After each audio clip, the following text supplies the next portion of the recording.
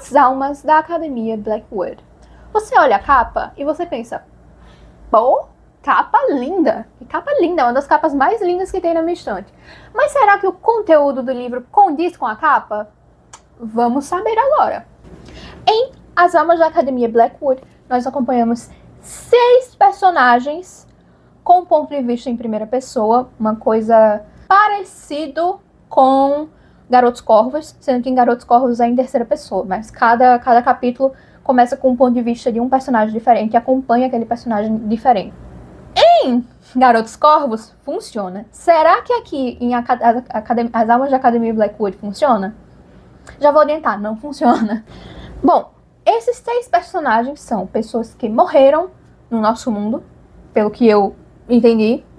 Eu acho que é no nosso mundo, não sei, mas eu acho que é. Morreram e, ao invés de passarem do éter, que também fica meio vago, o que diabo é o éter, para o pós-vida, para a paz eterna, ou sei lá o que a gente ainda não sabe o que é, eles são levados para essa academia, que fica nos limites do éter, uma academia sombria, com 6 casas. São 6 casas? Acho que são 6 casas. Cada casa tem um nome difícil. E aí tem seres e não sei o quê. Porque lá eles viram meio que aprendizes de ceifadores.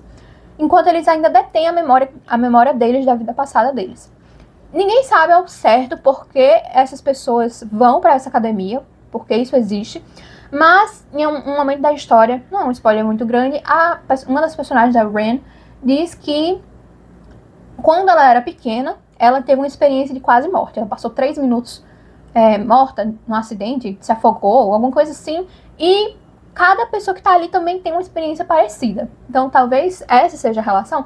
Eu não sei. Eu também fiquei meio confusa. Vou dizer, não terminei o livro para saber qual é a resposta. E também não quero saber. E aí, nessa academia, além deles serem jovens aprendizes de ceifadores, fazendo com que as almas façam a passagem, eles também estudam magia.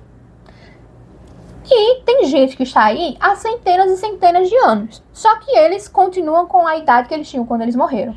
Então, o que não foi bom, não foi muito bom aproveitado, porque você passar mais de 200 anos e não crescer em nada, e continuar um mimadinho chato, não é algo para você se orgulhar. E não é algo para você, como escritora, se orgulhar de escrever. Mas vamos lá.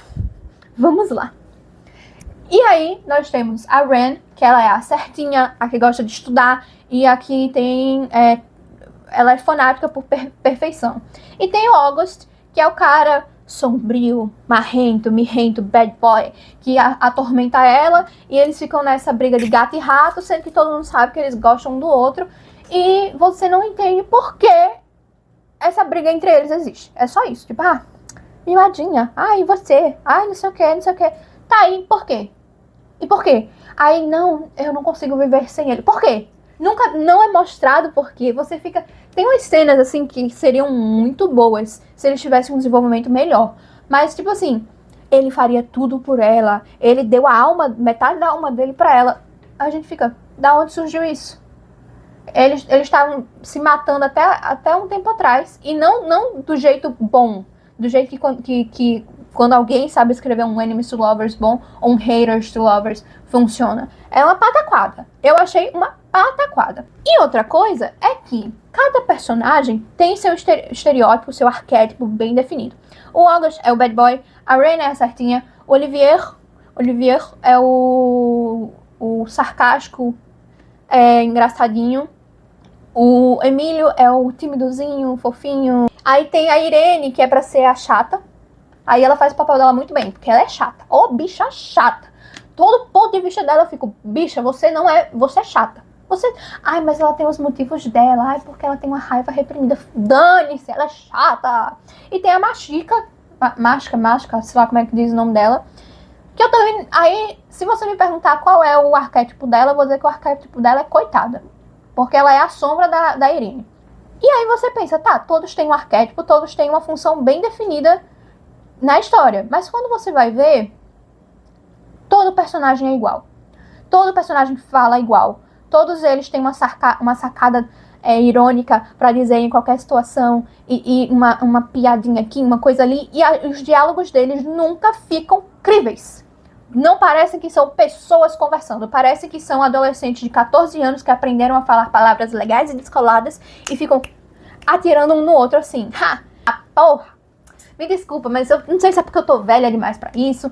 E não, porque eu leio infantos juvenis, eu leio young adults com personagens nessa faixa de idade deles que tem esses arquétipos que funcionam. Se você for ver Garotos Corvos, cada personagem é muito bem delineado, definido o arquétipo e o estereótipo que eles vão seguir e quebrar durante a história. E funciona muito bem porque a escrita da escritora de Garotos Corvos, que eu não lembro agora qual é o nome dela, mas um beijo pra você. A escrita dela é muito boa, porque ela te prende tanto na ambientação, quanto na narrativa, no mistério, quanto nas relações dos personagens. E aqui, a escritora foca tanto nas relações dos personagens e deixa o mistério de plano de fundo que só funcionaria se os personagens fossem bem escritos. E eles têm a profundidade de um pires. Eu vou virar o Regis Tadeu aqui, falando mal do álbum da Luísa Sonza. Porque, meu Deus do céu, eu comparo, tá? As Almas da Academia Blackwood é que nem a Luísa Sonza lançando o álbum que ela acha que vai ser conceitual e só sai uma pataquada. Isso aqui é uma pataquada. E se você vender isso aqui como gótico, e é o que mais me irrita, porque assim, tem tanto livro nacional com essas temáticas e que realmente se vende como gótico, ou que nem se venda como gótico, que tem essas temáticas de Found Family. Ela diz que isso aqui é uma Found Family, eu tô no meio, todo mundo se odeia aqui e não tem um sinal de que eles vão começar a se gostar ou serem amigos, além das duplas já pré-definidas. E é isso, outra coisa que piorou a situação do livro. Todo mundo já se conhece, todos os casais e duplas de amigos, porque pelo que eu entendi, a Irene e a Mashika não vão ser um casal, mas são só amigas, enfim. Todos eles já se conhecem, todos eles já têm a dinâmica entre eles pré-definida, já formada, e a gente só é jogado e, tipo assim, veja eles interagindo. Não dá pra criar um laço com o crescimento da relação deles de maneira satisfatória. Se fosse uma dupla que já se conhecesse e fosse essa dinâmica, eu não reclamaria, mas são todos os personagens assim. Então, assim, maçante, chato. O que é pra ser gótico, o que é pra ser sombrio, fica de escanteio. 300 páginas de diálogos que não vão pra lugar nenhum, ao invés de focar no mistério, na magia, nos Damianos, que é uma sociedade secreta que sequestra os alunos, que eu tenho certeza que eles não são do mal. Quem é do mal é a academia, e os Damianos estão fazendo algum favor para essas pobres almas perdidas que ficam aí nesse limbo, tendo que conviver com esse povo chato, entendeu? Olhe, se eu tivesse que conviver com esses 6 aqui, tirando o Oliveira e o Emílio, que eles são os menos piores, eu dava um jeito de me matar mesmo morta. Porque é um povo assim, chato. É isso que define esse livro. Esse livro é chato. Você passa 30 e tantas páginas lendo tiradas como assim... Por exemplo, essa cena aqui funcionaria. Eles estão numa situação, estão num labirinto, chegam num labirinto assim, não sabem pra onde fazer, terminaram de matar um monstro. Aí ela pergunta, devemos seguir em frente? Aí ele responde, como se tivéssemos escolha. Se fosse uma vez perdida que essas respostas existissem na história, essa cena aqui não ficaria maçante. Mas se você for ver, o outro diálogo que eles tiveram nessa mesma página foi: o labirinto me deu essa adaga, não entendo. Uma hora ele me ajuda, na outra faz o possível para que eu seja eliminada. Ela riu e olhou para August. Parece até você. Ele revirou os olhos. Acho que você estava querendo dizer obrigada. Eles não têm um diálogo normal. É sempre isso. É sempre, ai, eu te odeio, mas secretamente gosto de você. Ai, você me odeia, mas você gosta que você me odeia porque eu sou um tesão. Gente, pelo amor de Deus, ninguém fala assim. E nenhum, pelo menos na minha visão, nenhum leitor vai se conectar com esse casal, com esse personagem, se a relação deles é rasa assim. Eu escrevi personagens, um casal que se bica. Em A Voz Perdendo o Tempo, o casal principal se bica desse jeito, assim, tipo, uma implicação aqui, outra ali. Mas não é só isso. Eles têm diálogos normais de gente normal e com a narração, que é o que falta aqui, você começa a entender sutilmente onde os sentimentos e as ações daquela relação vão acontecendo, entendeu? Aqui me deu muita raiva. Esse livro foi uma das últimas leituras que me deu tanta raiva assim. Eu colocaria As Almas da Academia Blackwood, Verity, A Empregada e O Cavaleiro e a Mariposa nesse mesmo balaio de leituras que me irritaram. Porque, meu Deus do céu, gente, não é normal. Não é normal o quanto... Isso é um desperdício de capa. Porque olha que capa linda. A capa é linda. A capa é maravilhosamente linda. Aí quando você vai ver o livro, é vários nadas e blablas e nadas, tudo junto e misturado. É isso aí.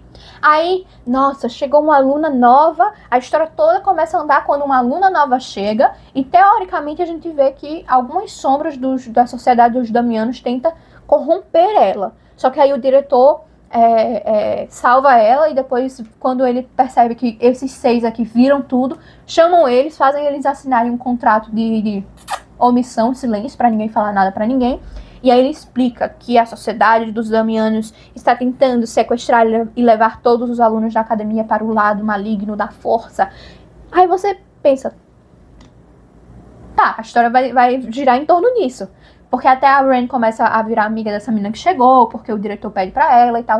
Mas é tão... água com açúcar que você fica... Cadê? E não tem. Pode ser que tenha nas últimas páginas, porque eu não terminei de ler, mas o estilo narrativo e o que acontece e as relações dos personagens não são suficientes para eu querer terminar de ler esse livro. E descobrir o que é a Sociedade dos Damianos, porque essa menina chegou aí, quando não era época de chegar gente nova, porque a sociedade quis ela, porque o diretor tá preocupado com isso. Eu não quero saber. Se eu tiver que passar pela tortura que é ler esses personagens conversando entre si e a escritora fingindo que tem alguma profundidade essa relação deles, eu prefiro pular da ponte, entendeu? Então, assim, se você quer ler uma leitura, tipo assim, bem nada a ver, bem esperando vários nadas para receber vários nadas, leia As Almas da Academia Blackwood. Agora, se você viu esse livro sendo vendido como uma literatura gótica de Dark Academia que vai mexer com seu coração, não compre, não leia, porque você vai estar gastando dinheiro à toa.